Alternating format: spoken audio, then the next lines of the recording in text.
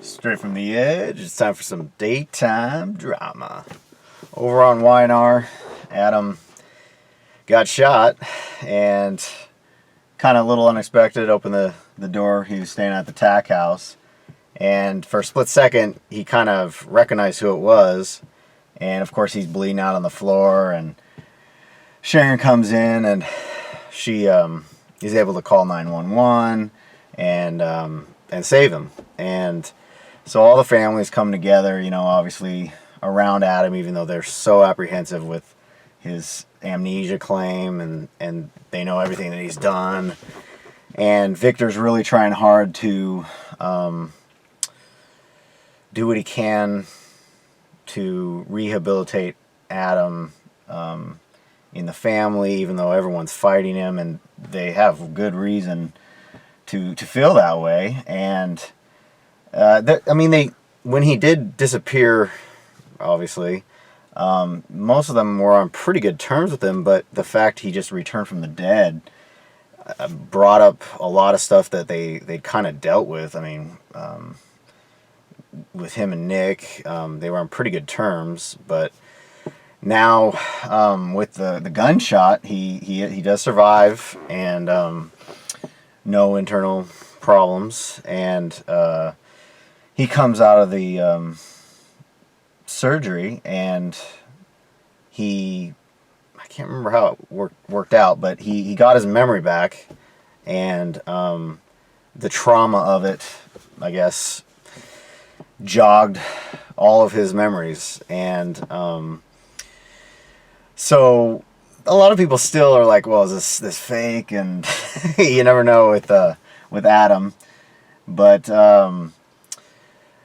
Victor, he still wants him to work at Newman, and he's pushing for that. So, of course, Nick and Victoria have their reservations on that. And, of course, Adam has his own plans on things. He actually works with some of his people in Vegas to come up with a fake shooter that turns himself in, and of course Paul's like, this never happens. I don't believe this. And of course Adam's like, what do you mean? You know, this I didn't do anything, and it's pretty funny. But as far as Nick and Victoria, Adam has demands because he knows that they're threatened by his presence there, and so he doesn't really want to be under Victor's thumb, so he asked them for $1 billion. He wants to know the whereabouts of Chelsea, and he wants Christian. So he's trying to reunite his family, even though he had previously entrusted Christian, with Chelsea and to Nick and their other son. So his two sons for Adam. And so, of course, Nick's like, there's no way in hell this is happening. And, of course, same for Victoria. And the $1 billion, they're like, Nick gave away his $1 billion for charity, so he doesn't have that kind of money. He has Dark Horse. And so, of course, Adam's like telling Victoria, you need to get it from Newman and embezzle it, and she's like, no.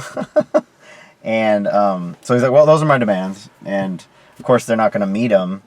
But Victoria finds out that Nick is still in contact with Chelsea, and so she basically is able to get the number to Adam in exchange for him leaving town, or try to. Now, she offers $50 million, which, that's what, 10% of her $1 billion that she had. And basically, Nick, there's no way he's going to give up Christian, and Adam's not going about it the right way, because he basically is in not realizing that he's put Nick in a position of protecting, and he's got everything locked up in that manner. And so as far as Adam getting what he wants, he's not going about it the right way with Nick, knowing how much Nick's gone through protecting Christian, and not knowing he was not his son at first, and then furthermore he wants to Nick probably would share some, and he did say this to Adam, that if you had gone about this the right way with me, in a slow kind of way where Christian can actually warm up to you and get to know you, you know, this would have been a different story. But of course, Adam uses Phyllis. So Phyllis is all in a tizzy over what happened at Jabot, and she's trying to get something going and get some revenge in the process. And so reluctantly she starts to connect up with Adam, considering they're both the black sheep of what's going on in town. And so she ends up helping Adam break into Dark Horse computers, hack in there.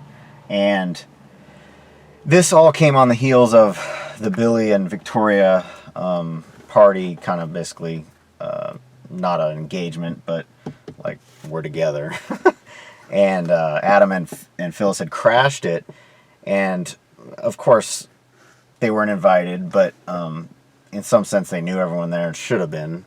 But Adam, took off, and then Nick was basically laying down, the riot act on Phyllis, like, how can you team up with him, and you're just spiraling out. And what he should have done is said, you have so many gifts and talents, why are you destroying yourself? And he kind of did go about it the wrong way, and so she doesn't really want to hurt Nick, but she had all the anger right then, and so she did end up helping hack in.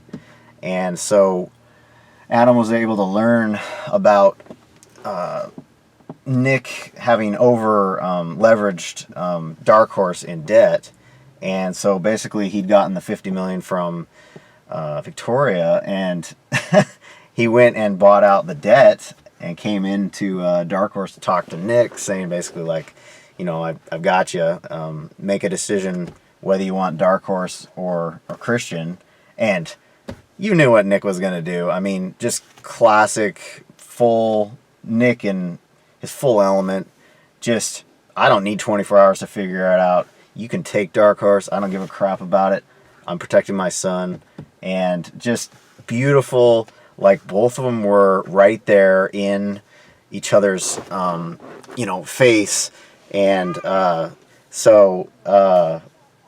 it was an incredible sight to behold, how they maneuvered that for the two of them in the scene. Just Josh was just great job there, and new Adam doing a great job there too, like pulling it all together. And a lot of good stuff with that. And Nick, prior to this, recruited Rey to essentially keep an eye on his brother in this entire situation, because he knows that he's going to be plotting against Dark Horse. And Rey was out of work, and he's at Sharon's and saying, basically that I'll do it to protect Sharon and the interest there too. And he's not quite sure how far Adam's willing to go, but he had a bad feeling about him when he was in Vegas helping Sharon to try to get him back. So he knew that something was wrong from the get-go. But Rey ended up obviously not doing the proper thing, and he didn't have enough time in there to basically set up any kind of security for the break-in as far as hacking. And so he wasn't really at fault, but they have new problems, and as far as that. But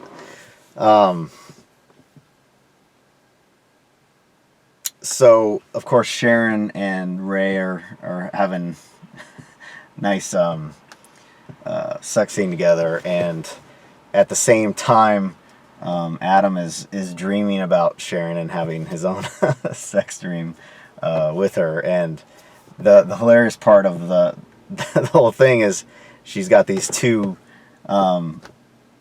men that she's with, and has the nice beautiful lingerie, and Sharon's absolutely beautiful, and that was probably a lot of fun for all of them to do, and just seeing it, the counter juxtaposition between the two at the same time was a lot of fun. So the last will for Neil was read, and a lot of people got some nice last connections to Neil that he set up for them, and with Nikki and Victor just saying how much they meant to him, and a few little small things, and setting up stuff for his kids with Devon and Lily and the grandkids, and even saying some nice things about Kane, and even though they'd had a lot of struggles, with Lily and Kane, that he's protecting his daughter, but he had a lot of good things to say about him at the end, and some nice connections for some of the newer people. Anna, he gave her his vinyl collection, and so she's obviously really into the pop music, but this is more the R&B and soul and really good deep vinyl collection. So she's pretty pleased that he entrusted that with her. But just a lot of really sweet stuff, considering everything with Kristoff, and they handled it very well. Check out those clips, see how it all played out. So Anna and Tessa are still clashing, and it's over the pop star look and all this ridiculous fashion that doesn't match with Tessa's musical style or her vision of things that she really sees for creativity, and that's more important to her. And she basically says, I'm not willing to give up what I am for all of this. And Anna completely is backed and says, well, fine, then we can't work together. And it's just very short-sighted, considering you have an artist that doesn't really fit the pop sort of thing, and you're trying to match her up with somebody that's just, they're not really meant to be matched up in that way, unless there's some give and take to make it work. And this is a problem in the music industry, and it's nice they put this in there, and definitely nice to see Mariah advocate for Tessa. And even so, she's having problems with a stalker, and because she's a public figure now with GC Buzz, and so Tessa was able to back this guy off for now, at least. And Mariah realized that she maybe wanted to do something different and approach Devon about leaving GC Buzz, and he's like, well, I want to keep you in the Hamilton Winters group, and give you something different to work with. And if she obviously wants to go back to GC Buzz down the road, he'd be open to that, of course. So, and that brings up a lot of stuff for him in relation to Hillary, because he's thinking about her as well, and he's dealing with all this loss with Neil, and Elena is obviously living at the apartment, and they're connecting. Just he sees something in her that he wasn't quite sure he was ready for, and neither was she, because she's had her loss with her mother. And so they're trying to connect and but in a nice, slow, not wanting to hurt the other person. The way they're handling it is amazing. The two actors just are fully in their element with each other, and just the sweet tenderness that they have really shines through. And they ended up going further, and they had a sex scene together, which was very intimate, very nice, and very loving. Just they did an amazing job there. And so afterward, he leaves to go downstairs, and he's seeing Hillary, and so Elena comes down, and she's like, are you regretting this? And he said no, and they're connecting, and he's still seeing Hillary, but it seems like it's more Hillary is trying to let him know it's okay to live, and that it doesn't take away anything that he had with her, and obviously with Elena. So that he needs to, move forward with living, and he's not quite there yet, but it looks like it's close. But just the relationship there, amazing. So Nate and Abby are starting to get a little bit more close, and I'm really liking the way they're playing that all out. The new Nate's doing a real good job, and Abby cuts her finger, and he's trying to. She was all flustered cutting at the new society, because Abby wasn't, because let's see. Oh, because Lola wasn't there. And so basically, she cut herself, and he fixed it up. He's a doctor, so that was a lot of fun. And then basically, she wanted to say thank you, and so she wanted to take him out to eat. And he's like, "Was this a date?" And she didn't really confirm one or another. And then by the time the date came, he really did want to make it a date, and so that was a lot of fun to watch them actually maneuver into like it was a date, and they had a good time, and she kissed him on the cheek. And those two characters have gone through quite a bit, so I'm kind of excited to see how that goes. Also, she did see a text come through about Victor, and so she's worried about her dad, because it was basically about a treatment. And so at first, when this stuff had been happening with Nate and Victor, you're thinking, well, maybe it has to do with Adam being sick, and you realize that no, Victor actually does have some kind of ailment that he is gonna have to deal with health-wise. And basically Abby is able to talk to Nikki privately to say basically like, hey, I'm worried about Dad. Do you know anything? And she basically says, I don't, but I'll get to the bottom of it. And when she does, Victor's reluctant to basically tell her anything, because he doesn't want to concern anyone. But he does end up telling Nikki, and so she does try to relay this to Abby, that he's going to work through it and whatever it is. But it was really nice before that, because you had Abby saying that her dad was like an enigma inside a mystery wrapped in a something or other. But they basically, you can never figure out what Victor's up to, and that was just really fun writing that they had there. But anyway, Kane, he did end up signing the divorce papers for Lily, and during the will,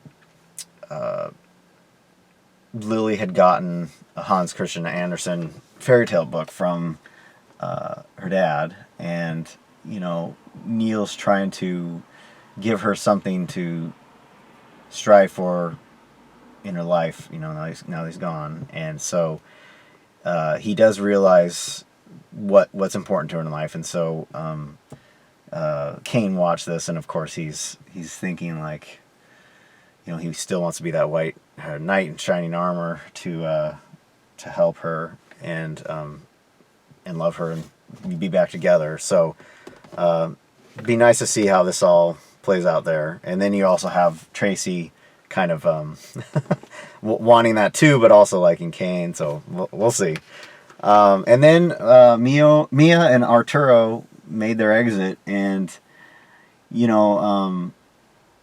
there were some nice sweet moments with Rey and Lola, and they kind of made some amends, and they're going to go raise their baby in Miami. And I'm going to really miss them on the show. They were a lot of fun and brought a lot of good drama and excitement, and I wouldn't mind seeing them back at some point. We'll see where that goes for them, but very nice on the show for you two, and good luck with everything. So Jack is getting set up by Lauren on a date because she thinks that he suddenly needs somebody after what happened with Carrie, and so Jack is, he's pleased that Lauren is thinking of him, but he knows that he's not ready and he can figure it out on his own, but he's also kind of like seeing Lauren in a different light, and she's a married woman. Don't be doing that, Jack. And he's kind of coveting what they have. And Michael and her are one of the strongest couples on the show, and we've gone through a lot. And he kind of asks, "Well, what's your secret?" And Lauren's like, "Well, it's the appreciation and everything that we have for each other." And so I'm hoping that he's getting that aspect out of it, like that he wants that in a relationship for himself, not with Lauren. But there's a little bit of flirtation going on with them in the business, and I'm worried about that because Lauren and Michael together just bring so much to the table, and they've gone through enough. I don't really want to see Jack stepping in this. And yeah, so, but Lauren, absolutely beautiful woman, just stunning at every turn on the show. So I'm glad you're getting some more time on there. You haven't had it until recently, so I'm glad you're back and more regular. And then you also had Dina forgetting a little bit more and not knowing where she was or anything, and she kind of lashed out at Tracy with her arm, and so Tracy was upset that this had happened and said to Jack that she doesn't think that they can really have her in the house anymore. And I just found the whole thing a little bit ridiculous, considering they're millionaires, each one of them practically, and you could afford to have a full-time nursing staff 24 hours a day, 3 to 4 people a day in shifts watching her. And that just, it seems unusual in their situation to consider putting her in a facility. And she, of course, finds out and runs off, and she feels completely betrayed by them, as she should. And I'm kind of disappointed that they didn't think of things like that in as far as a family,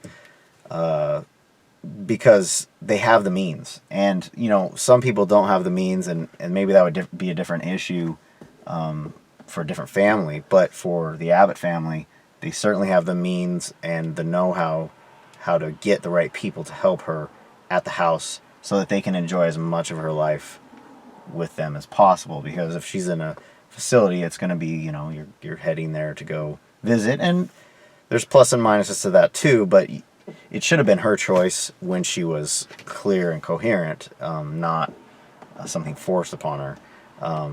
So it's kind of interesting how that's happening over on GH with Mike. Very similar, obviously, this whole memory thing. So Billy and Victoria, they're trying to have their day, and they had it obviously interrupted by Phyllis and Adam, but they didn't let it affect their day. And, you know, they had a really nice time. And I hope that down the road, because it wasn't a full commitment of marriage, Victor's like, well, it doesn't matter anyways. And this is the problem with doing something like this, is that you're not getting the support from the family in the right kind of way that you're going to need to keep the relationship together. So we'll see how this plays out, but they're having nice connection with each other, and nice sex scene, kind of like a lookout point where, you know, cars pull up and, you know, make out. The nice scene there, like that. And they're certainly in their element with each other, Billy and Victoria, like the old days. So I really like that. And then Kyle and Lola move in together, and they're having so much fun, you know, setting up their place and customizing it, you know, above the coffee house. And just a lot of sweet moments there. And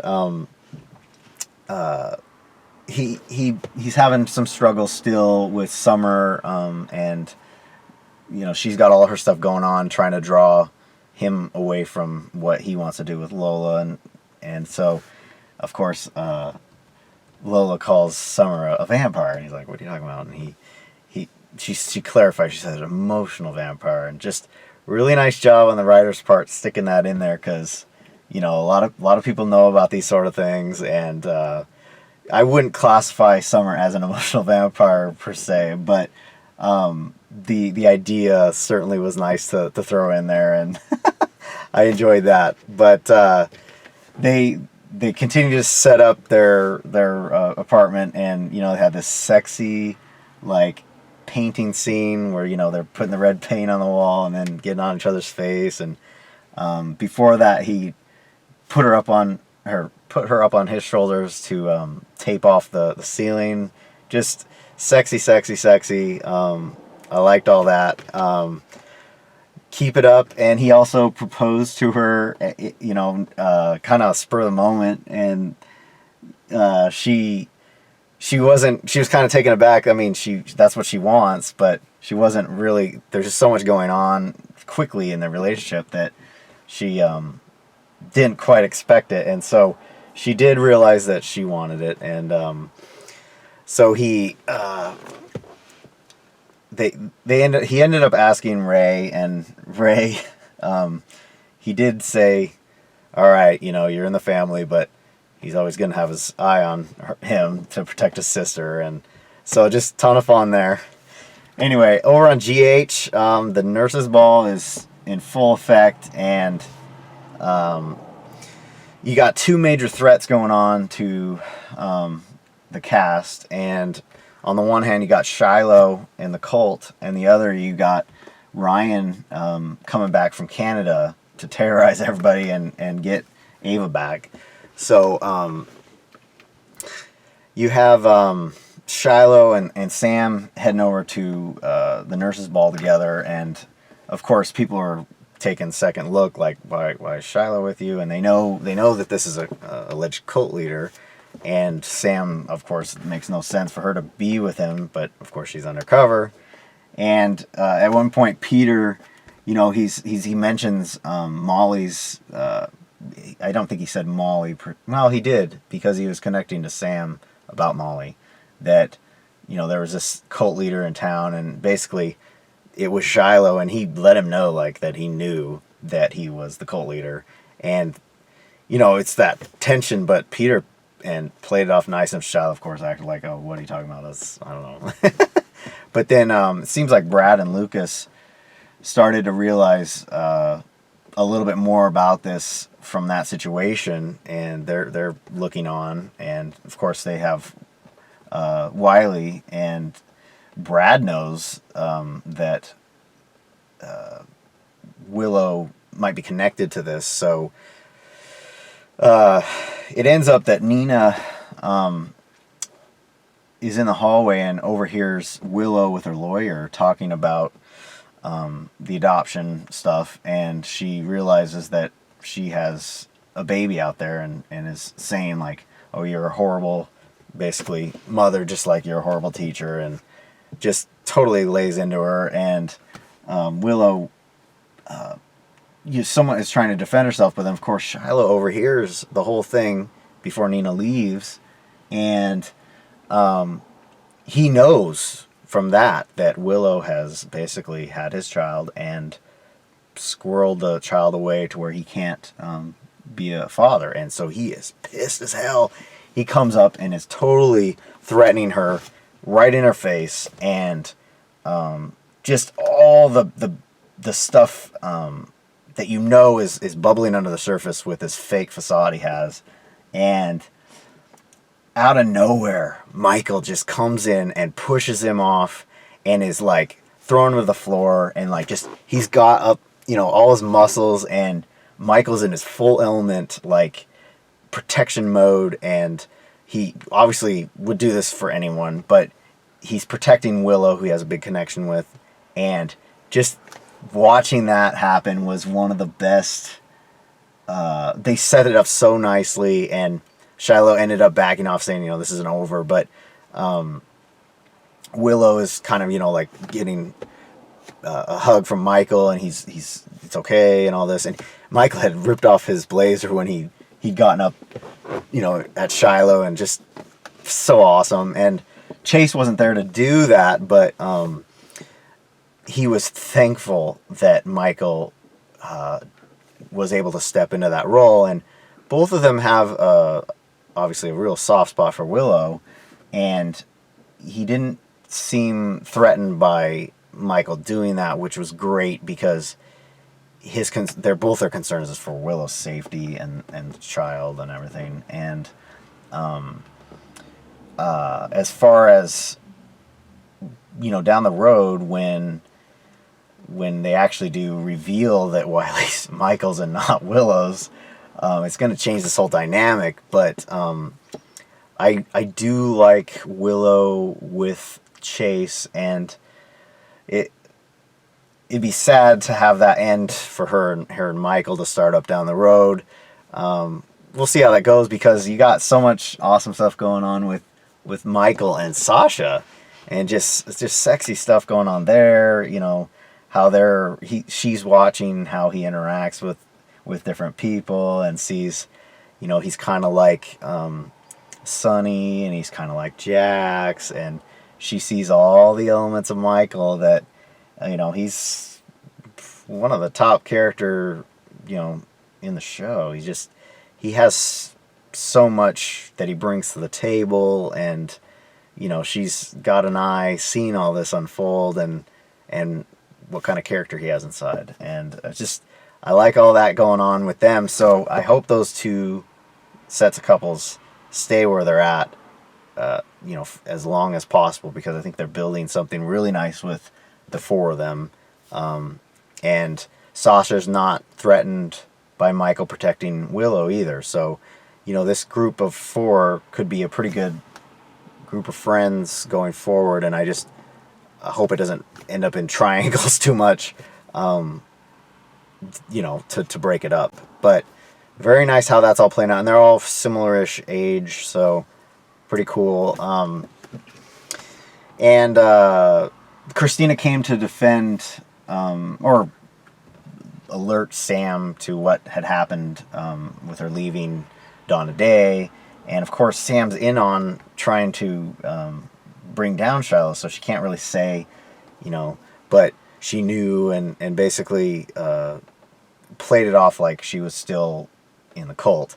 And it seems like somebody came and got Christina to basically say, we're watching for Sam and all this, so she felt less like threatened. But Sam ends up going through with the pledge, and Shiloh's going to tattoo her. He drugs her, and she reluctantly did drink the stuff, and she said no, she didn't want it. And of course you have Jason and Sonny listening the whole time. He'd had Spinelli set up all of the equipment, and he said how cliche this place was, and just nice to get that little jab in there, like about the cult, and So they have it all set up, and Jason and Sonny are listening outside in the car, and she goes through the tattoo. I don't know why they decided to go that route.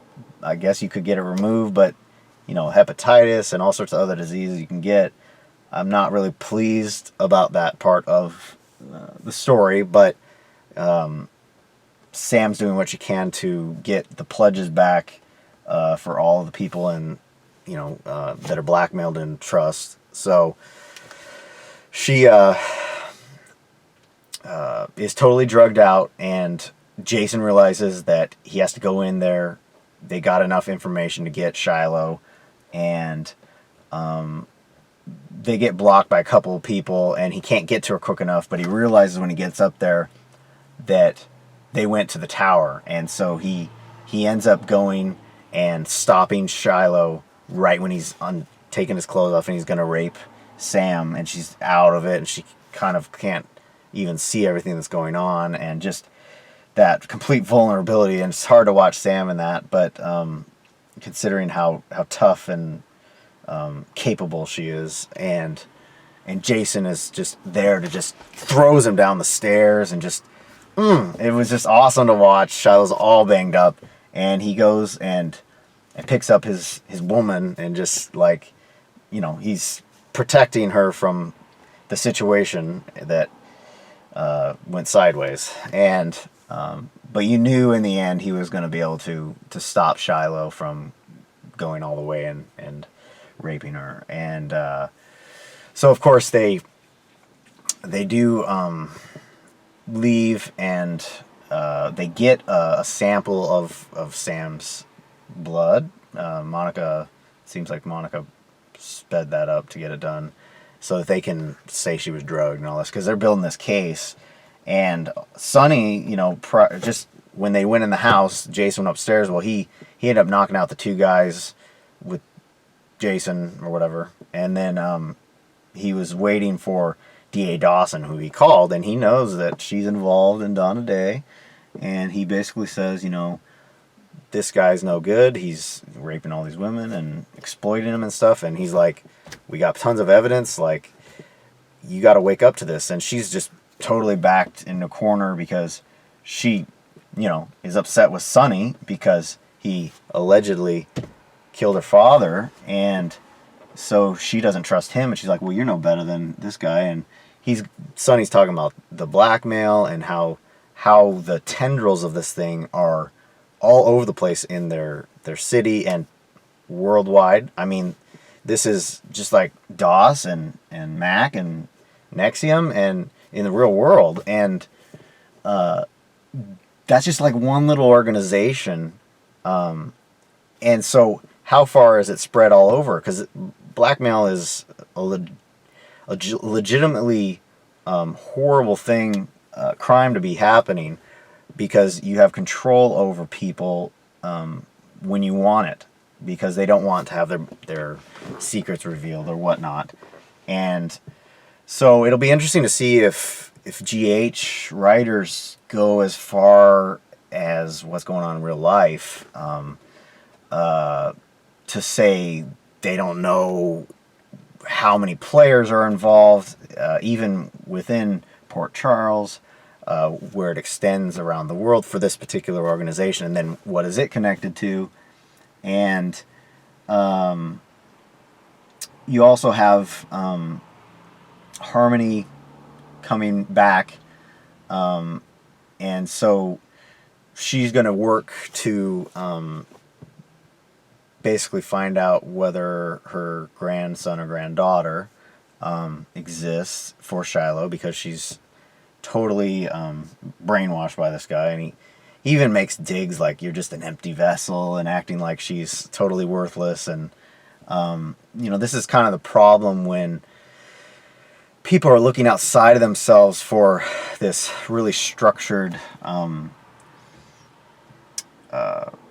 life to make sense of everything, and instead of building their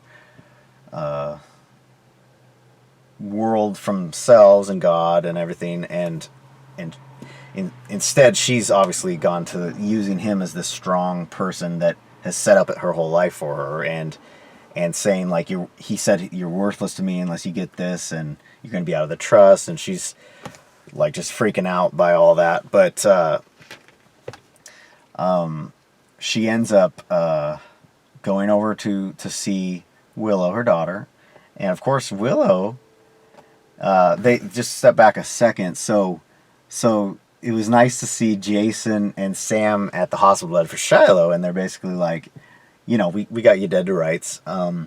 And, you know, something might happen to you or happen to you at jail. And, you know, we want these pledges and tell us where they're at. And, you know, they got him on audio and all the stuff that he did to Sam. And so he does end up telling them that they're at the tower or whatever, and they get the pledges. They burn all but 2 of them, I think. They give Christina hers, and she ends up burning it and not telling anyone what was in it, and these were sealed. So then you had Willow get hers from Jason, which was really nice to see, where he handed it to her. She's like, do I know you? And he said, no, I'm, it seems like Michael's uncle is what he said. Something to that extent, to connect them. And he thanked her for what she did with Christina, and that was, coming from Jason, just such a genuine thing to say to Willow, and just nice, very nice. And so she has this pledge that I'm sure she destroyed, but her mother comes, and she knows that she doesn't have this power over her, but she's trying to get out where the kid is, or the kid even exists, and she's not backing down. And luckily it seems like Harmony got information from Willow, basically, that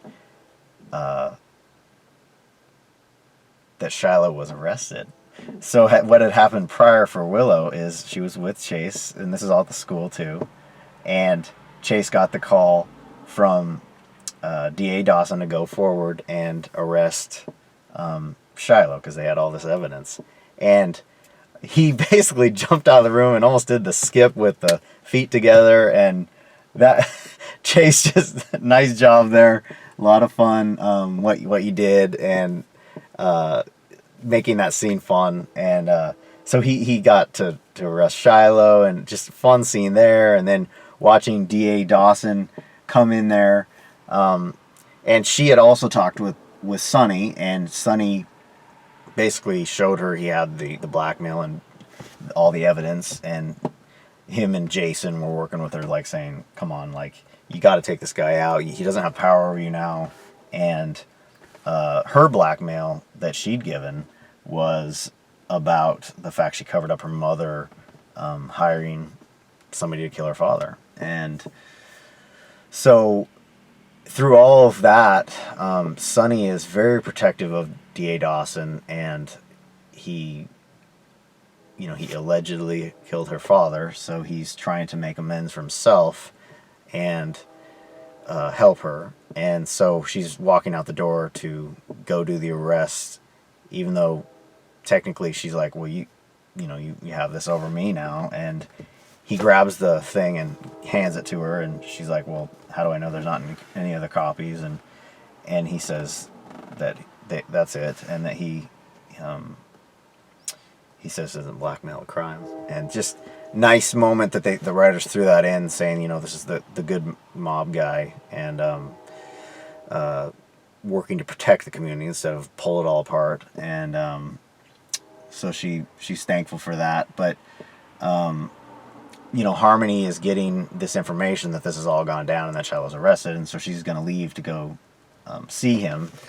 And you had D.A. Dawson realizing that he had this power gone, but he's like, I'm still going to go after you, Shiloh. And so basically she says, well, I'm going to resign, and you're not going to have my department is completely, infiltrated as far as her, and they've been corrupted, I guess is the right word. And so she's going to step down to get credibility back for the DA and for the police, so that they can actually prosecute him properly and not have this fall apart. And she requests to leave with Laura. So just a lot of good stuff there, and watching that all play out. So you also had Lucas ask Julian for help, his dad, and he doesn't want to ask him for stuff, but he knows that the Shiloh is no good, and he made the connection that he was actually the father, and so he said, "Can you help me?" And so Julian, as a protective father, is like, "All right, I'm going to take care of this," and he goes to Sam, and he doesn't want to reveal stuff so that she ends up, having to perjure herself or whatnot, or lie. And so he doesn't want to tell her about Shiloh, but she realizes it's about Shiloh, and she's like, I'm totally in to do this and protect them. And so they end up going to get documents switched out, and they have this fun scene where she's pretending to be Willow, and he's pretending to be the husband, and they switch the documents out. And they still have to get another set of documents taken care of at the lawyers. But they just nice fun scene for Sam and Julian, considering father and daughter, and he's so estranged from both of his kids that of all the stuff he's done, and he's getting to be that other Julian that just really shines when he can aid and help them, and just a lot of nice stuff going on with all that. I like that. So Jax is also helping, with Josslyn, and deal with Oscar's loss, and she isn't really wanting to perform the song, but she shows up to the nurses' ball, beautiful dress, and just wanting to do it for Oscar, perform the song, and then she performs the song, and Oscar, she sees him out in the distance in the audience, and just nice send off there for them, and just good performances.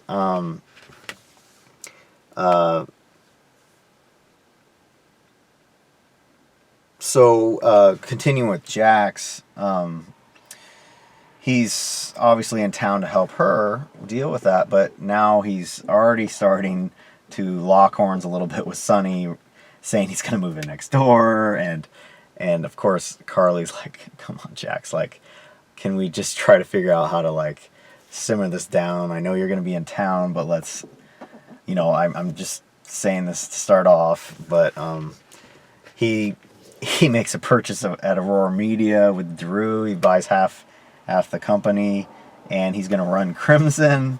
And so, of course, Nina and Maxie and Sasha, they're kind of now trying to figure out how to meet what Jax wants to do. So he wants to increase profits and cut expenses.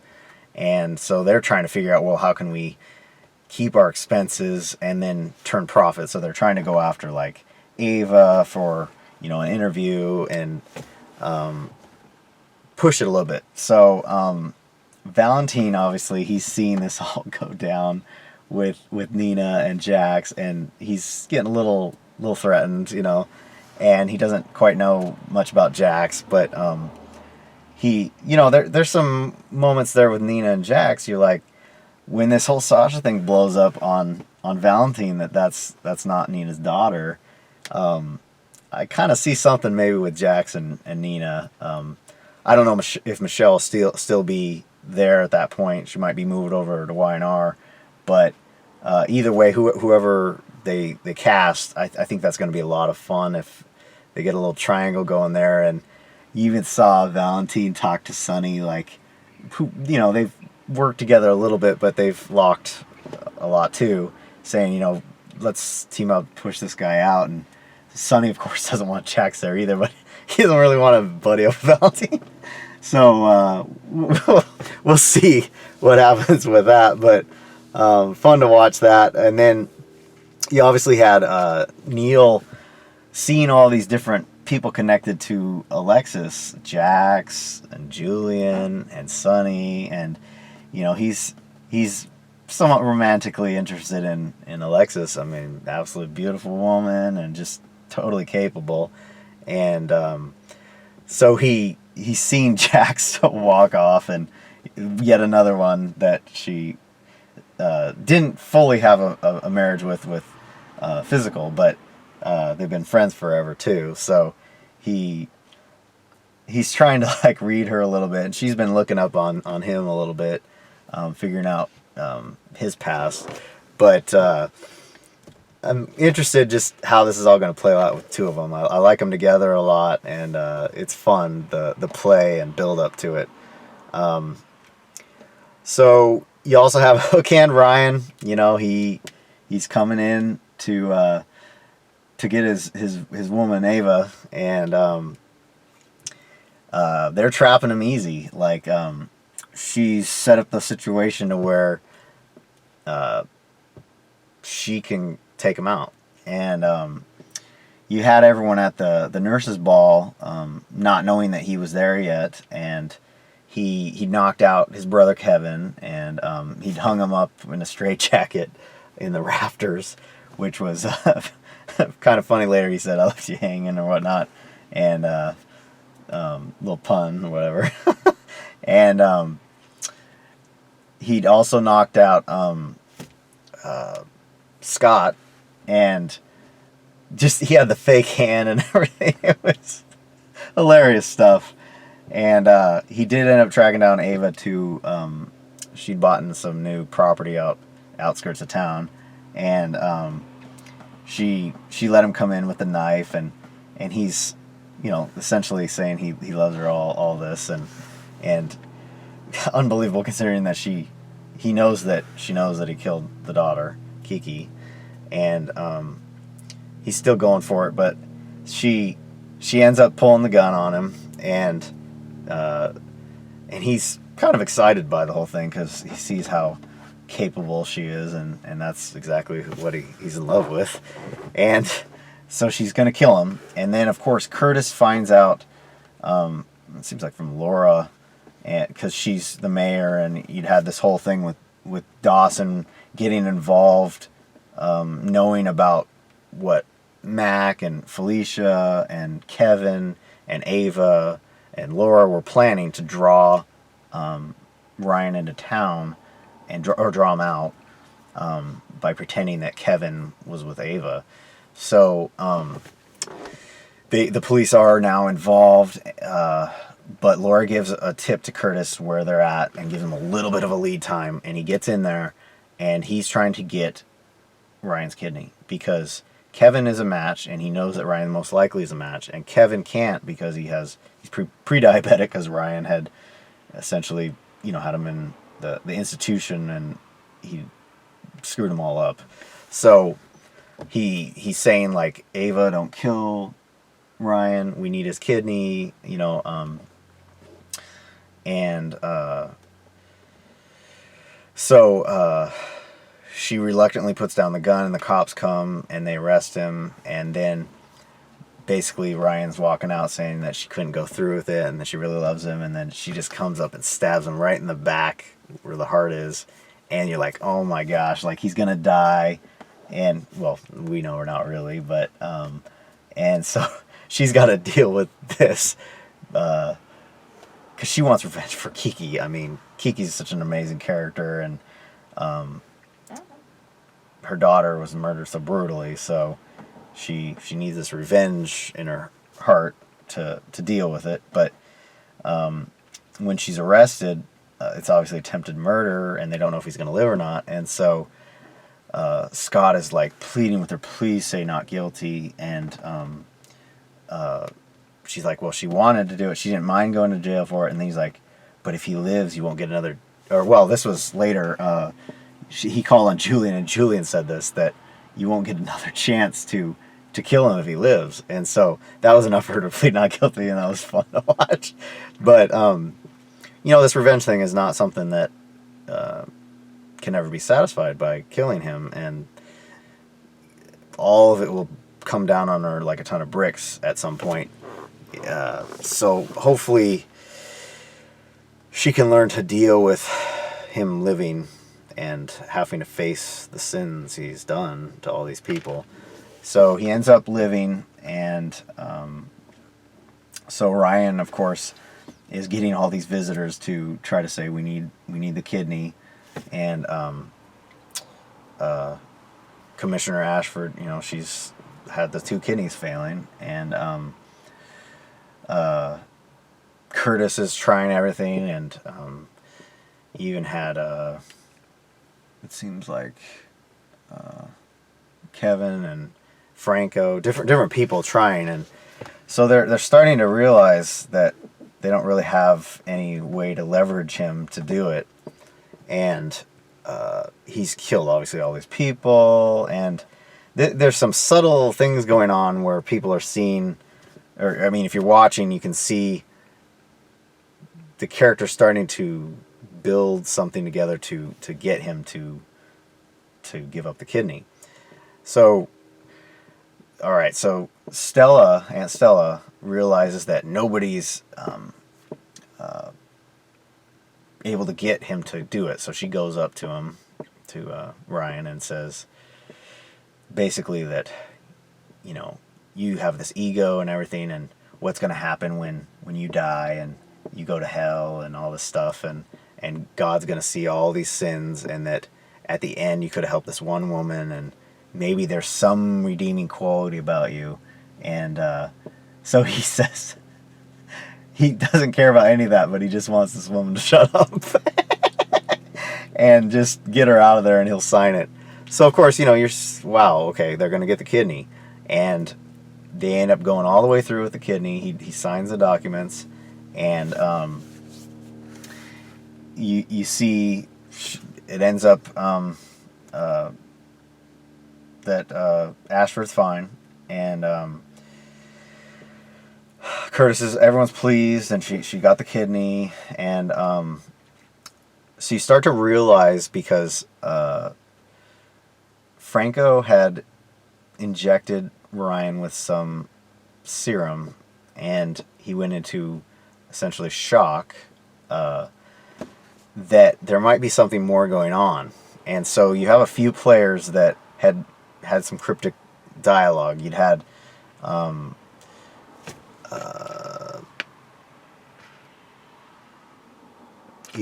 Kevin and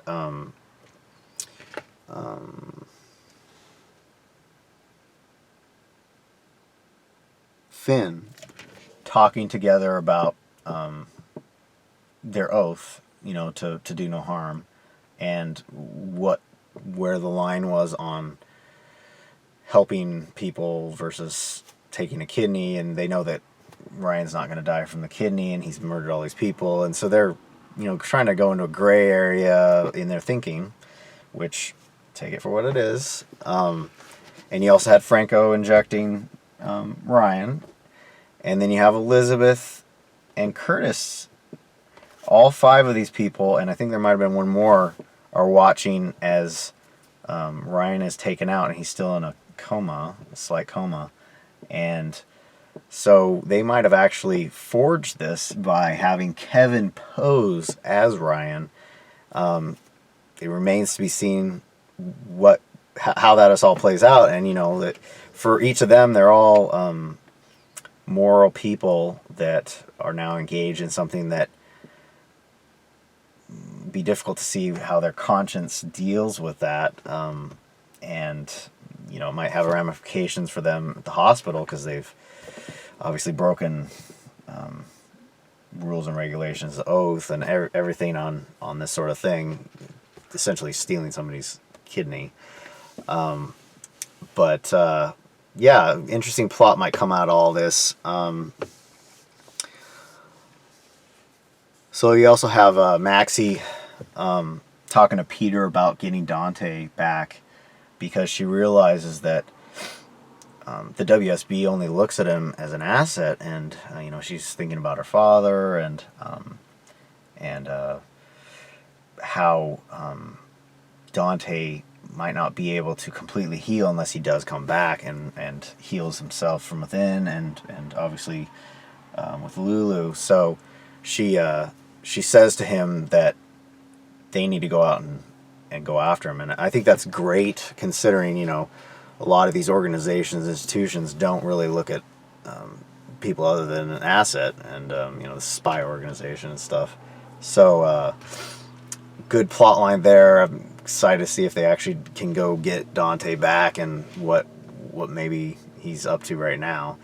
So other amazing performances at the nurses' ball. You had Olivia and Ned. Nice song there. Olivia, Lisa, absolutely beautiful woman, of course, and fun to watch you two on stage. Liesl Obrecht, and I think Franco was with you. Fun song there. Just, yeah, so much. And then Ava had a song, and, she's trying to entice Ryan at the time, but good there. And then Chase had a great song, pop song, and Willow came out with her beautiful dress on the stage.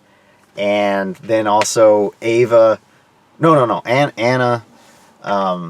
was out there talking on behalf of her daughter for the AIDS Foundation. And so you had Finn and Robert on the side of the stage and in the dark, and they're kind of wrestling over the ring or whatnot. They'd gotten it back from Mike, and so of course the ring rolls all the way out to Anna, and she's thinking at first that it's from Robert, but then of course Robert kind of nudges him to go. Finn goes out, and he proposes to her right out in front of everyone, and she, at first, she's kind of taken aback, and then she of course says yes, and that was really fun to watch. And then Sam and Jason are back together now, fully in the public, and they're getting back home, and she's saying, I think it's time that you move back in, and he's like, obviously he's totally excited, and she said that she'd wanted to move in the moment she had seen him, clear back when he jumped through the skylight and seen him at the hospital and everything, and so they've been waiting, and they're able to have some family time with Danny, and it's his birthday, and Julian even was able to come bring him a nice little present, little NASCAR racing game, Xbox or whatever, and nice to see something non-violent coming from Julian to his grandson, and of course Jason's cordial, and even though all this history, and so Sam and him, Jason ends up bringing another race car thing for Danny. And they're playing with it. Just a lot of fun family time, and nice to see them actually get back where they can be together and move in, and be Sam and Jason. So very exciting coming up. Over on Bold, Thomas is continuing to scheme and try to get Hope and Liam split apart. And he's using his son to draw all these pictures and call on Hope and play to her feelings for him. And he even goes so far as to create a fake document letter that was in kind of like a little tiny hope chest of Caroline's, and he boxes it up and pretends like it's real. And basically in the letter, she'd said that she, if something ever happened to her, she basically wanted somebody like Hope. And Hope sees all this when he opens it, this fake thing, and she thinks it must be for me, and she's continuing to get more in the idea that she needs to leave Liam to raise Douglas, and just Thomas, total manipulative, ridiculous, and Liam's called you out at every turn too, and you continue to just the audacity of like how you've doing a good job on the character, but just crazy how much you want Hope, and you're willing to cross so many lines, and coveting somebody's wife, and then just unbelievable. And so Hope's pushing Liam to get the marriage annulled after all this, and he's saying, like, he loves her, and we can just let time deal with this, let this heal. And he's calling out what Thomas is doing, and she's not hearing any of it because, she's worried about Douglas and of course Thomas to some extent too. But she's not romantically interested in Thomas, even though he is. And so she's still continuing to push for it. And, Thomas is getting some support from Ridge on all this, because Ridge wants Steffi back with Liam, and he's seeing an opportunity here. And of course, he's seeing it from his son's point of view instead of the big picture. And even though they're looking at for all these couples and they have an opportunity to play matchmaker or whatever, but it's just nice to see the juxtaposition with Brooke, where she really sees the bigger picture that Liam and Hope are supposed to be together, and that her daughter is hurt, and that she needs the time to heal. And I love how Brooke is able to remain consistent and permeate through all of this nonsense that's going on, and whereas her husband's trying to blow it all apart. I mean, might cause little problems with them down the road, but he'll probably work it out. So Steffi is back in town, and so this is just adding more and more pressure to the situation, because now Hope is really like, well, Steffi's back, and you need to, to Liam to go back to her, and so, it's building to this annulment. So meanwhile, Wyatt is pursuing Flo, and he's obviously let Sally know this, and obviously Sally's devastated because she did make that misstep, but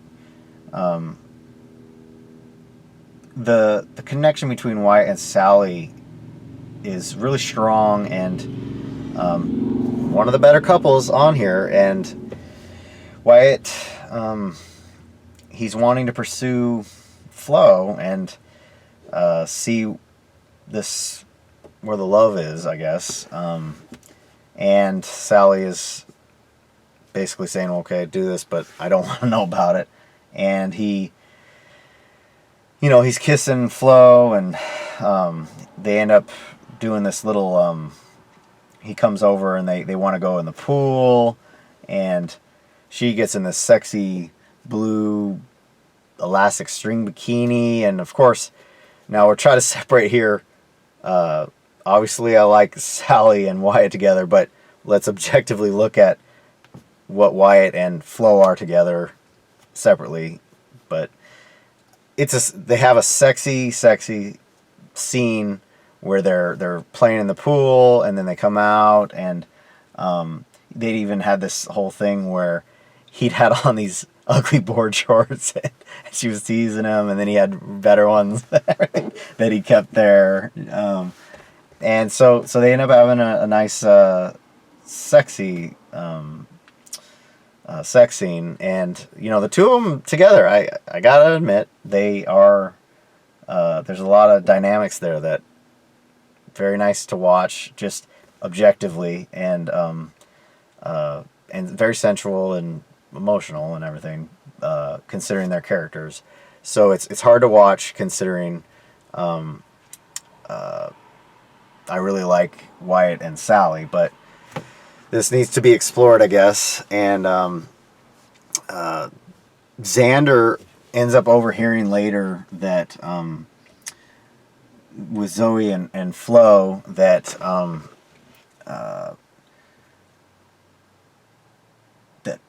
Beth is alive, and so he's overhearing this, and he's completely stymied, and he talks to Zoe about it, and he's like, I can't believe that you would keep this, and he gets all the lowdown on the fact that Steffi is the one that actually ended up adopting the baby unknowingly, and he knows Reese's involvement, and he basically says the two of you got pulled into this, but you have a real opportunity here to fix this situation, and the Logans are going to be much more forgiving than you realize if you actually correct this situation. And even though, you know, this was a criminal act, they can decriminalize somewhat their role if they actually reveal the truth and not be in addition to the crime. So he's really saying, I'm going to advocate for you guys, and so Zoe is processing this, and Xander ended up talking to Flo and saying, like, you have a real opportunity too. Like, you guys can do this. I know that we've known each other a very short period of time, but I can tell that, you know, you've got this moral compass. He can tell, and we can fix this. And so they're almost getting Zoe to go ahead and do this. And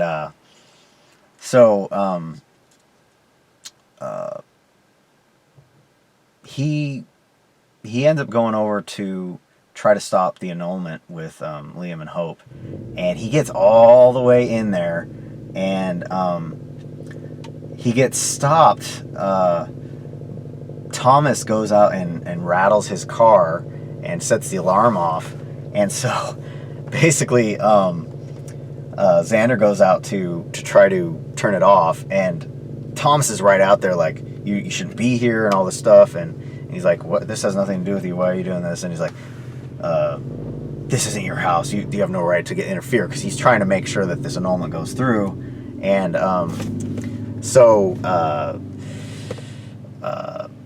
Xander, Thomas pulls on Xander basically that, you know, I'm your boss and this is a family company, and kind of essentially saying he's threatening his job, and Xander is like, I can't believe you're doing this, like, but Thomas wants it so bad, as far as getting Hope, that he's willing to cross all these, you know, lines as far as, you know, decency and stuff like that.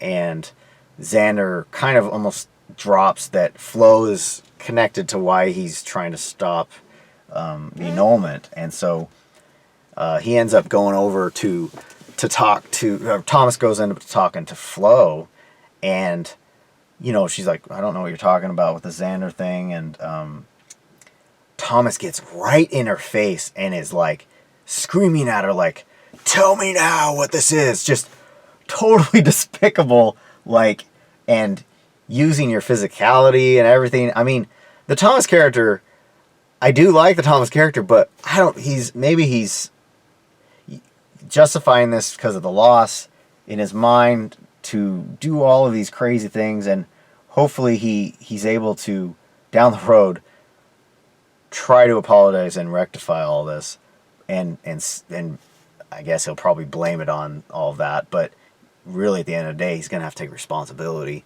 And poor Flo is just crying, and she ends up telling him that Beth is Phoebe, and he's processing all of this. So, yeah, it's a lot of no good.